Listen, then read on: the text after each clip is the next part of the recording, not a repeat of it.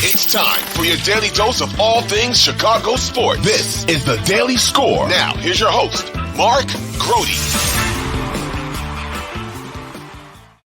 Okay, what's going on? Welcome into the Daily Score. I am Mark Grote. There is Bears news right off the bat, and that is that Jaylon Johnson has received the franchise tag for the Chicago Bears, meaning he would make $19.8 million this upcoming season for one season.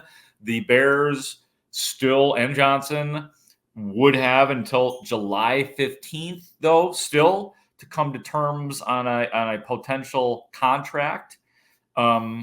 This is important to point out that this is what the Bears just told us in an email. The non-exclusive tag, that's what this is, the non-exclusive franchise tag does allow Johnson to negotiate a contract if he would like with another team, but the Bears would have the right to match whatever offer might come his way, which we're going to be talking about here in just a little bit about Ryan Bates, the offensive lineman the Bears picked up. So we'll get into that here in a second too.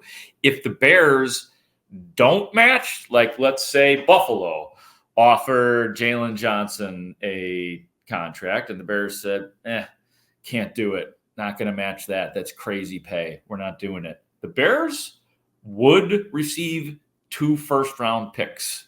So as compensation. So you can see how unlikely that probably would be. I don't know. My gut is that this season gets played on the franchise tag. I'm not feeling as confident that the two sides are going to come to a contract agreement, because what Ryan Poles told us at the Combine is that they put in front of him what they thought to be a fair deal. And obviously Jaylon Johnson didn't take too much time to say, nay, not going to happen. So it just makes me feel like they might be decently far apart on this. So my gut is that Jaylon Johnson plays with the Bears for about $20 million this year. Now, that said, I don't think that Jaylon Johnson is going to have any attitude about this. Obviously, he's still got a ton to play for if he still wants a long-term deal, whether it comes from the Bears eventually or from another team. So this is not going to be one of those situations where Jaylon Johnson is sort of estranged from his bosses and all of that because they're on the outs, like a breakup that is impending. That's not going to happen. And one of the things I thought about immediately when he got the franchise tag was what we now know is Jaylon Johnson's attitude about the franchise tag. I thought it was different than many other players that I've heard from. This is during the season when Jaylon Johnson was on the Parkins and Spiegel show talking just exactly about that. What if you did get the franchise tag? Here it is. What would it feel like if they tag you, if it's at this point, if you got a franchise tag or a transition tag? I mean, money's still good. I can't say that. Yeah, money is still good. Money is still good. I mean, there's pros and cons to it, of course. I mean, of course, with the tag, there's pretty much a 1-year deal. Not so much, I would say, stability as far as like the future, things like that. I mean, you're playing a 1-year deal with no contract. What if you get injured? But I mean, I don't think about innocent stuff like that. And I thought even if they tag me, it's okay. To me, the tag is still going to be good money. It's going to be a lot of money at that. So, I mean, clearly that's where my value is. I feel like if you tag me, then you're pretty much telling me where my value is. So I feel like even after that, it's like, okay, well, when I go to negotiate, now in the sense I already have my floor where I'm. So, I mean, it has its pros and cons, but I don't doubt that they'll not even doubt. I don't think that they'll let me go. I'm not saying I want them to let me go, but I feel like that we'll get something worked out. I'm sure of. Both sides were very confident. I mean, what was correct that Ryan Poles said was Jaylon isn't going anywhere, because he knew in his head that if they didn't get a deal done, that they were going to have this man as their top lockdown, all second team, all pro cornerback, that they knew they would be stupid to just let this guy go. So yeah, that's where Jaylon Johnson is with that. So that's why I'm confident. And who knows? I mean, again, first blush, I think he's playing on the franchise tag this year. The other thing, too, is, now that Jaylon Johnson can start to really throw his resume in front of people like he was talking about, you can't say I don't do this anymore. You can't say I don't force turnovers. You say I'm not good as a tackler, as an actual lockdown cover corner. All of that stuff is true. So now, I think back to, again, during the season on Parkins and Spiegel, and he was talking about getting the biggest of the money for the cornerback market. I'm curious if you still feel like you are not trying to reset the cornerback market, because I would say that your play this year is dictating that would at least be a reasonable stance for you and your agent to take. I feel the same way you feel. Okay. So, I feel like there's no more to it. I mean, at the end of the day, I feel like at times you got to be realistic with your circumstances, your situations, the things that you have put out there and that you haven't put out there. So, I mean, I feel like realistically after this season, I feel like there's not anything that you can say that I'm not doing. Because, I mean, I feel like before this season, for 3 years, I've covered at a high rate. And it's been a lack of, can he get the interception? Can he get the interception? So it's like, after this year, you can't say I can't cover at a high level. And I'm not even going to say high level. You can't say I'm not an elite cover guy. You can't say that I can't take the ball away.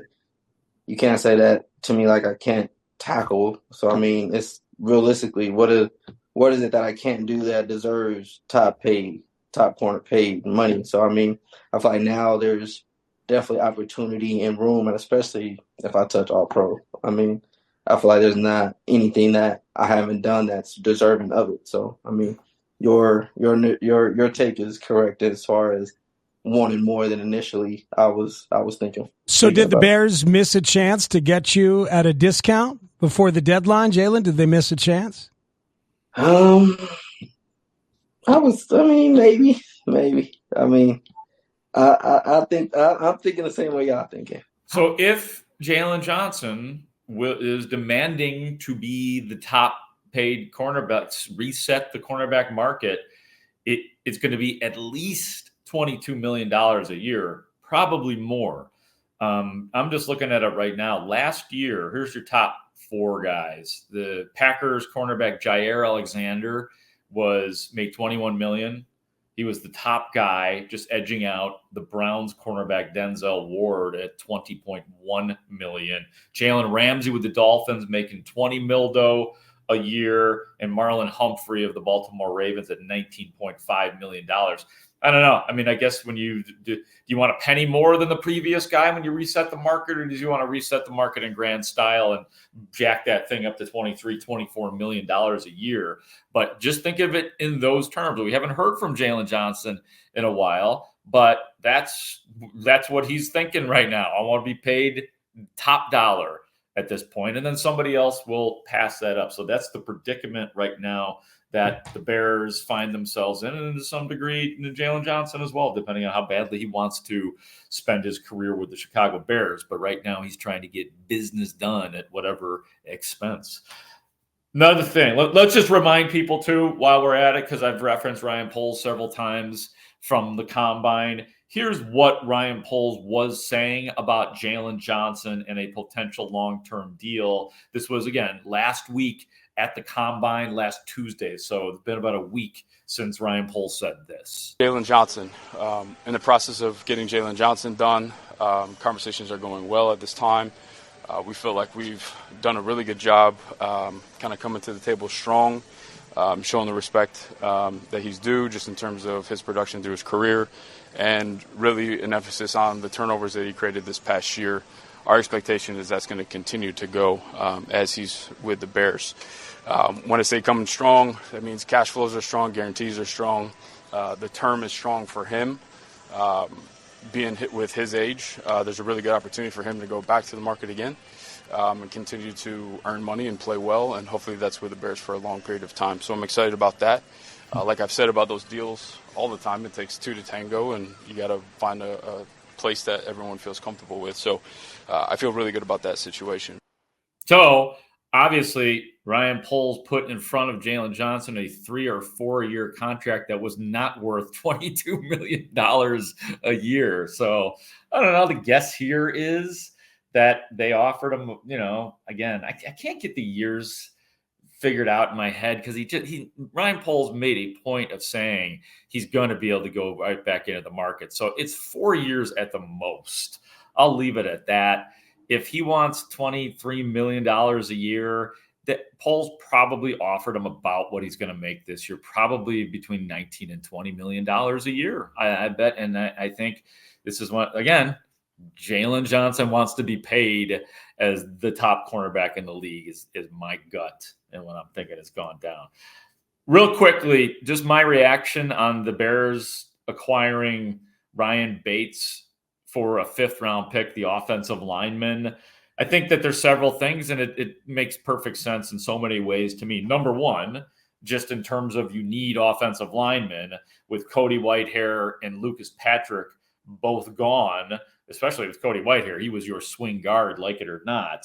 So there's one piece right there, or one reason for it, a depth piece, because, he'll be playing behind Nate Davis and Tevin Jenkins, the 2 starting guards. Now, both of those guys only played in 11 games last year. Nate Davis dealt with some personal stuff and got injured, and Tevin Jenkins had an injury as well. So, look, Davis is going to be around for a while. Tevin Jenkins is heading into the final year of his rookie deal. So you look into the future a little bit, depending on what they want to do with him. And unfortunately, with Tevin Jenkins, you do have to allow room for injury because that has been a story in his career. So I don't think Ryan Bates comes in here and has a starting job on the Bears offensive line. I do not think he's the guy that they're thinking about for center. He can play the position. That's the position that he played at times last year in limited action for Ryan Bates. But I would be very surprised if this was the fix or what they're trying to do at center. They learned that you cannot look past that with Lucas Patrick. Lucas Patrick was a bad signing, as it turned out, for Ryan Poles, and he knows it. And so I think that a little bit more care needs to go into the center position because of what they already know from the past and because of what's coming in, and that's likely Caleb Williams, the quarterback out of USC. Thanks to everybody for listening today. I appreciate it as always. Appreciate you guys following me on Twitter and on Instagram and subscribing to the show. We do appreciate it. For executive producer Ray Diaz, I am Mark Grote for the Daily Score.